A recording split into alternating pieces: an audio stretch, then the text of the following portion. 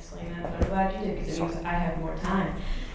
So this picture here is actually my life the last 2 weeks before getting here. We just finished our NGINX, our second year of NGINX Comp, and it was a success. I'm going to say success. And this is a lot of our team. So we have a very unique office. Half of our office is in Moscow, and the other half is in San Francisco. And then we've got a couple people sprinkled all over. We've got an Australian CEO and a couple of people in the UK. My boss works in Seattle, so it's a little bit hectic, especially time zones. So one thing that was really interesting about the conference was actually that as I was listening to the keynote, all the keynotes, I realized that we didn't have a single person with an American accent, which was pretty cool for a conference in San Francisco, I think. The only person with the American accent was actually the person that was emceeing, so that was cool. So I'm Shannon, and before joining NGINX as a developer advocate, I was a software engineer for about a year, and then I missed people, so I'm here. And before that, I actually have a bit of a strange background. I went to uni and studied recreation. And if you're wondering what somebody does when you study recreation, you're not alone. So the classes that I studied consisted of leadership theory, group dynamics and psychology, and business strategy, which is a very interesting blend of things. So enough about me. Let's talk about you. I'm assuming that you're here because you may have, or you might anticipate having some problems with working with diverse communities, or time-shifted work as well. So does anybody have an example of some of the problems that are facing you working with a distributed team? Okay, you in the back. Shout out loud. Terrible audio-visual connections, people writing on whiteboards, promising to send the slides later, making meetings at dinner time. Yes, all those things. So I noticed after talking to a lot of people about their problems and hearing from my coworkers that a lot of these problems tend to boil down to two different types: logistic problems and strategic problems. And when I say logistic, I mean those sorts of things like, you slacked me at midnight. What the F, man? Seriously? I'm not going to respond. Or strategic problems, such as the difference in the notion of time. And then there's two common themes as well. There's communication and time. And other stuff too, but mostly it boils down into this. And unfortunately, since there is no app for managing cultural differences, I'm going to attempt in the next 15 minutes to go over a bunch of different theories: leadership theories, motivational theories, communication theory, and play theory, and then explain some of the cultural differences of those theories so that we can then apply that to something that you can actually use. So let's do that. So the first thing that you want to think about is why. Why do people do the things that they do? And I'm sorry if I'm saying stuff that you all know already, but a lot of or all of motivation can be boiled down into intrinsic or extrinsic motivation. So while I'd like to think that all of you are here because you want to listen to me out of your own volition, I know that some of you are also here because I bribed you to be here. So that's an extrinsic sort of motivation. I will let you free eventually. So building off of that, or actually a precursor to that, is this guy, Maslow. Maslow recognized that a precursor to motivation is need, and he found that needs had a hierarchical nature, that you had to get your base needs met before you could move up the rung to different needs. And any of you have been hungry, right? Like you've been hungry before, but then you needed to look on your phone to find somewhere to eat. So obviously, Maslow's forgetting a few things because we all need Wi-Fi. It's a base need. Yeah. Otherwise known as Maslow is wrong. And it's actually well known that Maslow is wrong.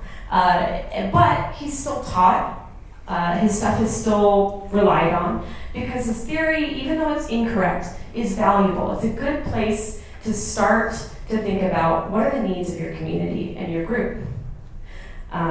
So you should start to challenge or think of all of these theories or any social science theories. Don't take them all as facts, but think about how you can actually use them and accept that they're imperfect. There's a couple of other theories here that are newer and a little bit more interesting in my opinion. Perceived organizational support, which is that the idea that intrinsic motivation goes up with the belief that your company values you. So not whether or not they do value you, but whether you think they value you, which is interesting. And then organizational citizenship behavior, which is the precursor to advocacy programs. And this is when, or the idea that intrinsic motivation will go up if your company does something above and beyond the required or perceived requirement to make you feel special or make you feel that they're being thoughtful. So, since I've talked at you for a little while, and you're probably really exhausted from lunch and having to listen to a bunch of people talk, I'm going to have you do something obnoxious. So, at the conference, and next conf, we had been in training for about 6 hours, technical training, and it was exhausting. And it was really cold that day. And also, all of these people, bless their heart, they tried to pay attention, but you can only pay attention for so long. So I wanted to come up with something on the fly to get people re-engaged and awake after 6 hours of being in the cold and listening to somebody drone on about technical stuff. So I'm going to try to recreate some of that here. But first, I need somebody, I need your help. Can you raise your hand if you are an introvert? Anybody an introvert? Okay, perfect. Keep your hands raised, please. Thank you. Okay, who of you is willing to do something outside your comfort zone? Joey. Sweet, you have been volunteered. Come on up here, please. Now, the rest of you, I need 2 other volunteers, people that are hams. Sweet. One more. What am I doing? Somebody, you can come hang out here with me up on stage. One more person that is really excited and definitely an extrovert and sweet, come on up. Okay. So we're gonna play a game. It's called Zip Zap Stop. Have you ever heard this game before? I think I have. You want to swap me out? No, that's perfect. Come on, it's better if you know how to play it. Come on up, you guys too. Okay, so those of you I want that are not playing, just watch for a minute, and you want to get kind of facing each other in a circle. So the way that we play this game is Zip Zap Stop, is that you say zip and you point to the person on your side. What side is that? Left side. I'm not dyslexic. Left side. Okay, zip. And then the other side is zap. Oh, sorry. Zip, zap, stop. Yeah. You said you played it. Okay. Zip, zap, zop. Wait. There's no one in front. Wait, was it in front? Andrew, come up here. I can't math today, guys. Sorry. Okay. There we go. Okay. Okay, so, and then you're going to get slowly faster and faster and faster and faster until the universe explodes. Okay, so I want you to start. Okay, ready? 1, 2, 3, go! Zap. Out. Waited too long. Try it again. That was a practice round, guys. Practice round. All of you are out now. Sorry. You guys go. We'll start again. Zip and zap. Zip. Zap. Zop. Yeah. Zip. Zop. Zip. Zop. Zap. Zop. Zap. Wait. Fail. Sorry, okay, one more try. No, sorry, you're out. Sorry. Oh, I know you can't play anymore if you're out. Okay. One more try. Okay, let's play it again. So why don't you start? Yeah. 1, 2, 3, start. Zip. Zop. Zip. Really? Okay, that's enough, guys, I think. So, actually, before I have you go, how did you feel when I called you up here? Immediate regret. Were you feeling anxious at all? Were you worried? Were you apathetic? Not so much apathetic. anxious about what you're going to do to me. He's done awful things to me on stage. Mostly a little bit anxious, yeah. Okay, cool. And did any of you guys have fun and enjoy it? Did you feel goofy? There were giggles. Yeah. Somebody had to like it. Okay. What about you guys in the audience? Did anybody get excited and want to come up and play? No. No. Way too cool for that. Okay. Don't let you guys keep it. Okay, so you guys can go down. So you can learn a lot about somebody when you engage them in play. So I wanted to bring up one of my favorite theories of play, flow. So if you look at this doctor, who I'm not even going to try to butcher his name, is there, you can read it. Exactly, you got it. He found this pattern that if you can map the challenge level with the skill level of an activity, so the challenge of the individual, the skill of the activity, you can see this apparent kind of pattern here, that if you have a low skill level and a low challenge, people are apathetic. If you have a high challenge but a low skill level, people get anxious. And if you can get kind of a high skill level and a high challenge, you can get people into flow, or in it, you know, like when you're coding and then it's 10 hours later and you forgot that you should eat food because you're a human. That's flow, which is great. It's where you want to go. And then there's this other model that is drafted on top of it called the flow channel. And the idea about the flow channel is this kind of boundary of flow that's acceptable, and that people cycle through it. And you can do that cycling by increasing the challenge of the activity, or increasing the skill. So as you get better, the challenge becomes easier, and you have to change the challenge, and then you become more skilled. So knowing that, we can use that as a tool. But how does that play into a world that is so varied? One thing that might make some people uncomfortable might make other people not uncomfortable. So I'm going to go over a couple of theories, or one theory actually, about cultural communication. And it's the Lewis model. Has anybody heard of the Lewis model of cultural communication? Sweet, one person. Okay, so this guy Lewis, he speaks 11 languages, and he's lived all over the world, studied a lot of different cultures, and he noticed a pattern. And he picked out these 3 groups of cultures that had a lot of similarities, and he grouped them together. Linear active cultures, multi-active cultures, and reactive cultures.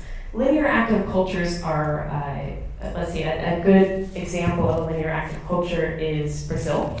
I'm sorry, Germany, definitely not. Okay, so Germany is linear active, multi-active is Brazil, and a reactive example would be Japan. And Dr. Lewis would argue that by learning about these major groups and the traits that they share in common, you can actually become more adaptable to the cultures of those groups, rather than trying to adopt a culture. So the focus is about adaptation, not about adoption. And one of the things that he talks about is the difference between concepts and notions. So concepts are universals, things like time or truth, or the way that the need for prioritization. But notions are the ways that cultures think about that universal thing. So some cultures will view time in a different way. So I've done business in Spain before and tried to go to a meeting on time only to find people 2 hours late and be told that's not atypical, it's normal, just handle it. But it's very different. And as you can see from the problem slide earlier on, it explains some of the problems we run into. So let's move on. So this is something that I poorly sketched out myself. Unfortunately, I didn't have time to make this into an actual 3D model. But something I've done just for myself to conceptualize is to take the flow chart, so challenge and skill, and add a layer of cultural adaptation. So how well is this person aligned with the culture of the group or adapted to the culture of the group? And when you do that, it creates this 3D model where you can actually kind of point out types, right? And that it's helpful for you in identifying symptoms of problems. So somebody that has high challenge, high skill, and high adaptation would be the yellow one that's all the way out in the front. That's somebody that's an engaged leader. Whether or not they're intending to be a leader, the group is looking toward them, they respect them, and they seem to be excited about what they're doing. Those are people that actually make really excellent advocates. So those are people that you can connect with, and then later on enlist for help. And then also, if you look at the other ones, there's two major types that are outliers, the outsiders and then influencers. And on the other side of the spectrum, they can either be anxious, apathetic, or engaged, or bored. And if you understand what problems people are having, and where they fit on this, you can actually pair them with people that are complementary to them, and they'll be able to help each other, provided they actually get along. So if you pair an engaged outsider, somebody that's got high skill level and high challenge, but isn't well accepted or respected in the group, with somebody that's not very well challenged, but is well respected in the group, then the outsider then gains the the reputation from the person that's inside, and the person who isn't challenged enough, isn't skilled enough, can gain skill from the outsider. Perfect. So how do we take this information and use it and make it helpful to you? So solving some of the easy problems, I use quotations because they're never actually easy problems, is that you can, the first thing you need to do is build a frame, set rules together. You can do this unconsciously, but I would argue that you should try to have the awkward conversations and say things that are obvious or should be obvious. Isn't it interesting that common sense isn't common? What do you think is polite? Is it okay to do this? What should we do? What should we not do? And do that as painfully awkwardly as possible, because awkwardness brings everyone together. And then pick the tools that you want to use. So at NGINX, we use Slack, and it's known that Slack is asynchronous, so you're not always going to get me immediately. So it's okay to Slack me at midnight.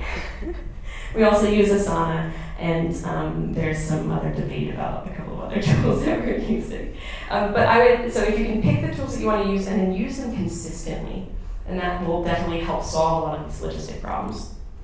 Stop trying to plan the perfect system of how to have the perfect culture, and start paying attention to what your culture actually looks like. It's really important to focus on becoming aware rather than what you think the future should look like, because that's how you can get there. And then find help. So this is the internal advocacy piece. Try to identify those people that are hubs in your community, the people that are well connected to the different subgroups that you've got, and bring them under your wing. Start recognizing them and make them feel appreciated, and ask them for your help. So the strategic problems, solving them is a little difficult, but you do have some tools, so I'll go over the tools that you have. One is to increase the skill level of the people that are anxious. So once you recognize those issues, you can do things like mentor them, or give them more training, or help coach them if they need, or increase the challenge for somebody that's bored. So that's a really great option if you have two people on either ends of the spectrum, to link people for peer mentorship. That gives the other person more responsibility, and then helps the other person learn. And then this recognition piece is the advocacy piece as well. So using that original theory, the OCB theory, you can build out an internal advocacy program. I would argue it may be best in some situations to not do it overtly, just very subtly.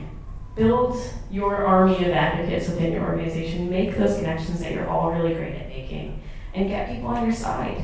And then connect them with other people. And say thank you. that's the biggest thing. So some of the things that we do at NGINX, I think we do really well, and I think we do them well by accident. So I'd like to just kind of point out those things so we can become more conscious and aware of that. One of the best things we do is stewardship of our culture.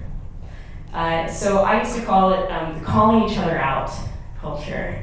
So when things go wrong, or when something gets threatened in our culture, it seems like every person in the group actually feels comfortable enough to say, you know what, I'm not okay with that, or I don't like the way that you did that.